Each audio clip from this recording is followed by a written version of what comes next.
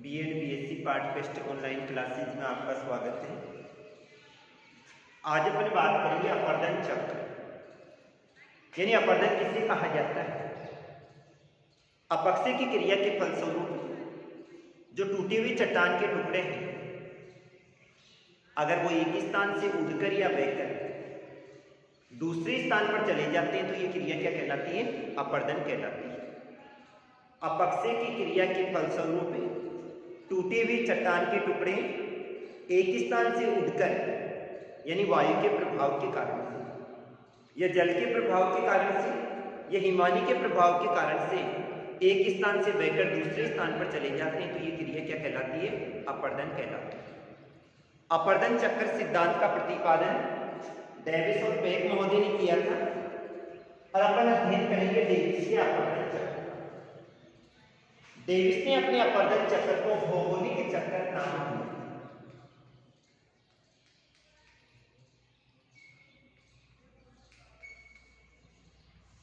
यानी डेविस ने अपने अपर्दन चक्र को क्या नाम दिया था? भौगोलिक चक्र नाम दिया था, जो कि संरचना, प्रक्रम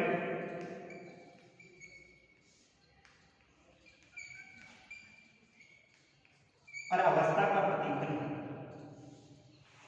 भौगोलिक चक्र का मतलब होता है डेविस ने अपने अपर्दन चक्र के लिए सबसे पहले जिस क्षेत्र में अपर्दन का अध्ययन किया था उस क्षेत्र में गए थे और भौगोलिक सिद्धांतों के आधार पर अपने अपर्दन चक्र को प्रतिपादित किया था।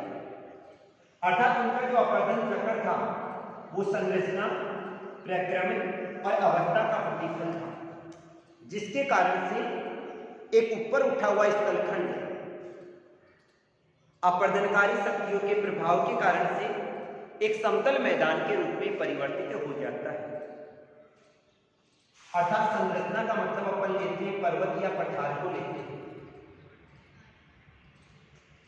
प्रक्रम और अवस्था समय के प्रतिफल को लिया जाता है और कौन सी अवस्था के रूप में वो परिवर्तित हो रहा है। अर्थात किसी भी प्रकार के पर्वतीय क्षेत्रों में जब अपक्षय तथा अपर्दन की क्रिया होती है, उसे अपक्षय तथा अपर्दन की क्रिया के फलस्वरूप नदी के द्वारा, यानी जल के द्वारा या वायु के द्वारा, वो लास्ट में इनके द्वारा प्रभावित होता है, एक समतल मैदान के रूप में बदल जाता है। अर्थात एक ऊपर उठा हुआ स्थलखंड जो कि दो क्रिया के कारण से होता है, या तो अंतर्जात शक्ति के कारण से होता है या फिर बाद में बहिर्जात शक्ति के कारण से होता है।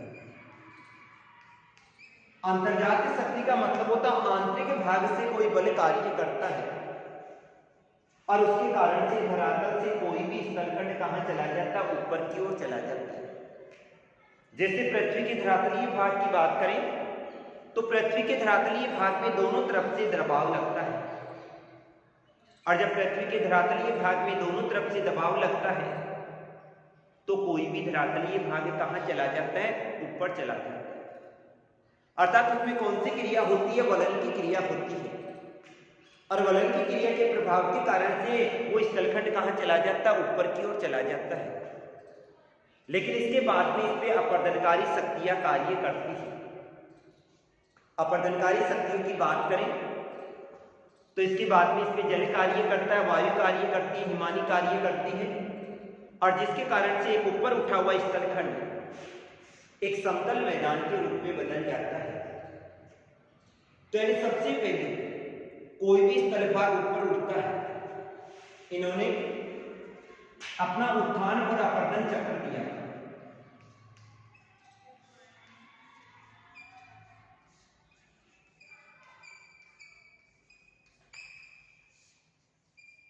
उत्थान का मतलब तो क्या होता है? धरातलीय भाग का ऊपर उठना क्या कहलाता है?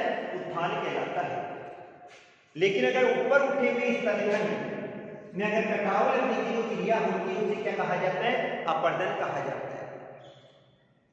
डेविस ने अपने अपर्दन चक्र को भौगोलिक चक्र नाम दिया था, जो कि संरचना, प्रक्रम और अवस्था का प्रतिफल है। डेविस के अपर्दन चक्र के अनुसार सबसे पहले कोई भी स्थलखंड ऊपर उठता है, अर्थात कौन सी क्रिया होती है? उत्थान की क्रिया होती है। और जब तक उत्थान पूरा नहीं होता है अपरदन चालू नहीं होता है। डेविस के अपरदन चक्र के अनुसार किसी भी भूभाग में सबसे पहले उत्थान की क्रिया होगी और जब तक उत्थान पूरा नहीं होगा अपरदन चालू नहीं होगा। और जैसे उत्थान पूरा हो जाएगा अर्थात कोई भी स्थलखंड पहले ऊपर उठेगा, उत्थान की जो अवधि होगी वो छोटी होगी और अपरदन की जो अवधि होती है वो क्या होती है? लंबी होती है। तो डेविस के अपरदन चक्र के अनुसार कोई भी स्थलखंड पहले ऊपर उठता है अर्थात उसमें कौन सी क्रिया होती है? उत्थान की क्रिया होती है। उत्थान की जो अवधि है वो छोटी होती है अर्थात उत्थान थोड़े बहुत समय में क्या हो जाता है? पूर्ण हो जाता है। और जैसे ही उत्थान समाप्त हो जाएगा अपरदन क्या हो जाएगा? प्रारंभ हो जाएगा और एक ऊपर उठा हुआ स्थलखंड लास्ट में आकृति विहीन एक समतल मैदान के रूप में बदल जाता है। डेविस ने क्या कहा था? जब तक उत्थान पूरा नहीं होगा अपरदन प्रारंभ नहीं होगा। लेकिन ये भ्रामक है क्योंकि अपरदन उत्थान की प्रतीक्षा नहीं करता है। अर्थात जब तक स्थल भाग ऊपर नहीं उठेगा क्या वहां वर्षा नहीं होगी? होगी। उस क्षेत्र में पवन भी चलेगी और अगर ठंडा प्रदेश है तो फिर बाद में वहां पर बर्फ भी गिरेगी और जल के द्वारा, वायु के द्वारा और बर्फ के द्वारा अपरदन का कार्य संपन्न होगा। तो डेविस ने यह कहा था जब तक उत्थान पूरा नहीं होगा अपरदन चालू नहीं होगा। लेकिन ये वाली स्थिति भ्रामक है क्योंकि अपरदन कभी भी उत्थान की प्रतीक्षा नहीं करता है। तो डेविस ने यह कहा था प्रारंभ में उत्थान होता है और उत्थान की अवधि छोटी होती है और जैसे उत्थान समाप्त हो जाता है अपरदन चालू हो जाता है जिसके परिणाम स्वरूप एक ऊपर उठा हुआ स्थलखंड एक समतल मैदान के रूप में क्या हो जाता है? परिवर्तित हो जाता है। अब डेविस का यह सिद्धांत निम्नलिखित मान्यताओं के आधार पर आधारित है। यानी डेविस के सिद्धांत की कौन कौन सी मान्यताएं हैं जिनके आधार पर यह आता है? भाई डेविस का सिद्धांत वास्तव में सही है। सबसे पहली बात आती है स्थलखंड अंतर्जातीय तथा बहिर्जात शक्तियों का प्रभाव है।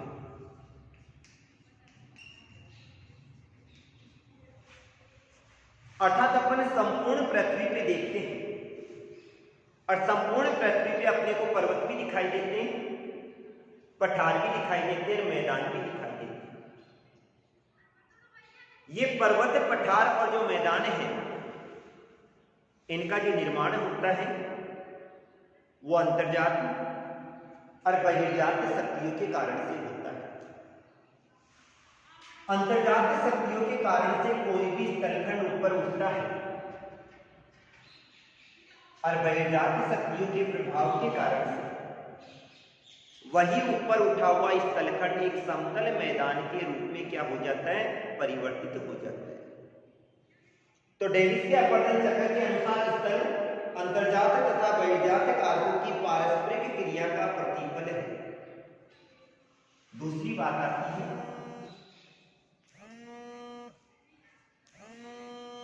स्थल रूपों का जो विकास होता है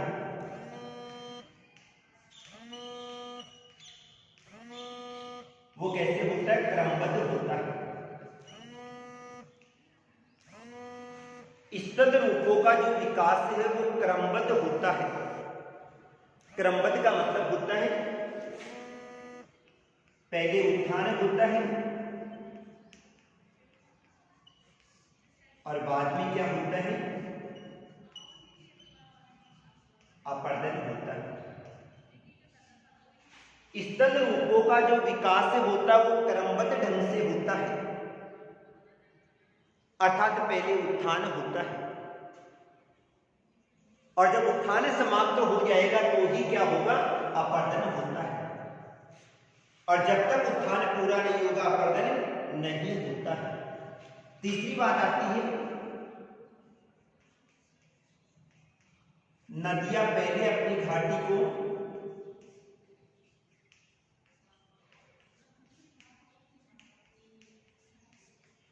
गहरा करती है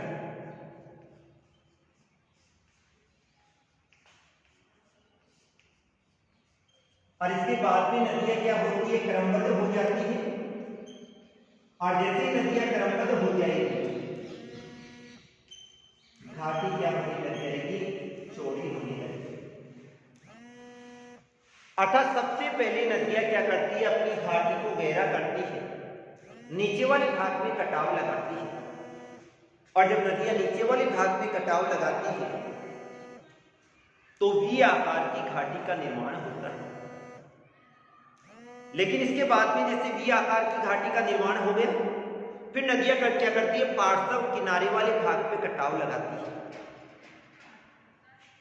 पहले वी आकार की घाटी बनी, फिर पार्श्ववर्ती किनारे पे कटाव लगा तो घाटी की चौड़ाई बढ़ने लगती है। अर्थात अपन यही कहेंगे, पहले घाटी गहरी होती है और उसके बाद में घाटी क्या होती है, चौड़ी होती है। चौथी बात आती है, स्तनखंड का उत्थान।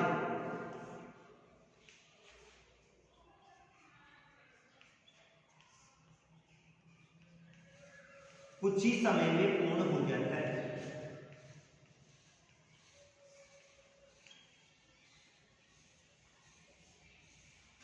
और जैसे उत्थान समाप्त हो जाता है अपर्दन क्या हो जाता है, चालू हो जाता है।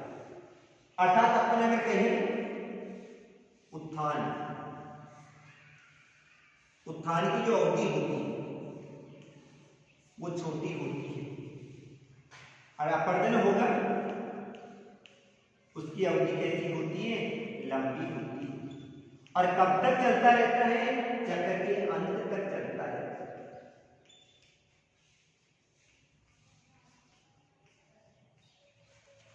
तो डेविस का जो अपर्दन चक्र है वो 4 मान्यताओं के आधार पर आधारित है। सबसे पहली बात आती है, स्थलखंड अंतर्जात तथा बहिर्जात शक्तियों का प्रतिफल है। आंतरिक शक्तियां कार्य करती है और बाह्य शक्तियां कार्य करती है।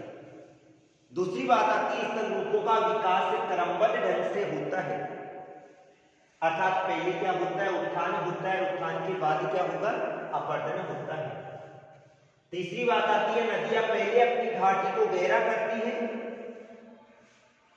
और इसके बाद में जैसे ही नदियां क्रमबद्ध हो जाती है पार्श्विक अपर्दन के द्वारा उस घाटी को क्या करती है, चौड़ी करती है। और चौथी बात आती है, स्थलखंड का उत्थान कुछ ही समय में पूर्ण हो जाता है और जब तक उत्थान पूरा नहीं होता है अपर्दन चालू नहीं होता है। और उसके बाद में जैसे ही अपर्दन चालू हो जाता है अपर्दन की अवधि क्या होती जाती है, लंबी हो जाती है। इस प्रकार से डेविस ने अपने अपर्दन चक्र को 3 अवस्थाओं में बांटकर अध्ययन किया था। डेविस का जो अपर्दन चक्र है वो 3 क्रियाओं के आधार पर आधारित है। युवावस्था,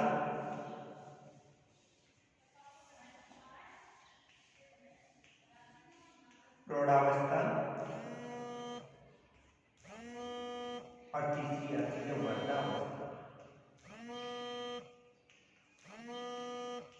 डेविस का जो अपर्दन चक्र है वो 3 क्रियाओं के आधार पर आधारित होता है, युवावस्था, प्रौढ़ावस्था और वर्धावस्था। डेविस ने सबसे पहले ये कहा था युवावस्था, अर्थात कि इस अवस्था की बात करें तो इस अवस्था में उत्थान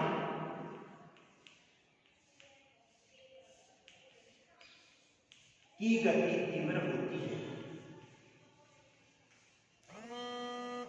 और अपवर्तन क्या होता है? न के बराबर होता है।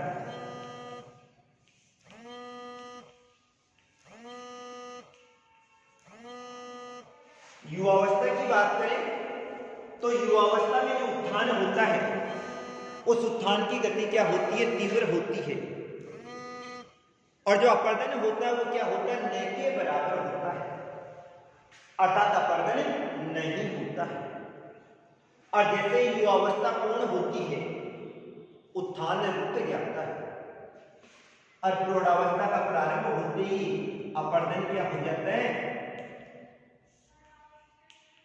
प्रारंभ हो जाता है। अर्थात युवावस्था में केवल उत्थान होता है और युवावस्था पूर्ण होते ही अपवर्तन रुक जाता है, और इसमें केवल घाटी गहरी होती है। और जैसे ही प्रौढ़ावस्था प्रारंभ होती है अपवर्तन प्रारंभ होने के कारण से घाटी पर पार्श्ववर्ती कटाव लगता है, अर्थात किनारे वाले भाग पर कटाव लगता है। और किनारे वाले भाग पर कटाव लगने के कारण से घाटी की चौड़ाई बढ़ने लगती है। और जैसे जैसे चौड़ाई बढ़ती जाती है अपवर्तन की क्रिया संपन्न होती जाती है और एक ऊपर उठा हुआ स्थलखंड एक समतल मैदान के रूप में बदलने लगता है। और जैसे तीसरी अवस्था आ जाती है वर्धावस्था, इस अवस्था में अपवर्तन का वेग तीव्र हो जाता है और एक ऊपर उठा हुआ स्थलखंड एक समतल मैदान के रूप में, यानी आकाशीय कहीं समतल मैदान के रूप में बच जाता है। एक समतल मैदान का निर्माण हो जाएगा और अवशेष के रूप में बीच बीच वाले क्षेत्र में कुछ पहाड़ियां बच जाती हैं। उनको डेविस ने मोनार्डनाक नाम दिया। अर्थात डेविस के अपवर्तन चक्र का अध्ययन करें तो डेविस ने अपने अपवर्तन चक्र को 3 अवस्थाओं में बांटकर अध्ययन किया। युवावस्था, प्रौढ़ावस्था और वर्धावस्था।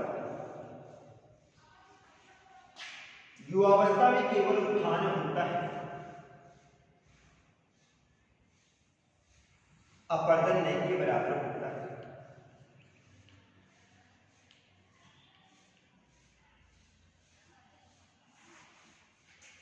प्रौढ़ावस्था में उत्थान रुक जाता है और अपवर्तन क्या होगा? अधिक होगा। और वर्धावस्था उत्थान नहीं के बराबर होगा और अपवर्तन लगभग समाप्त हो जाएगा। अवशेष के रूप में जो पहाड़ियां बच जाती हैं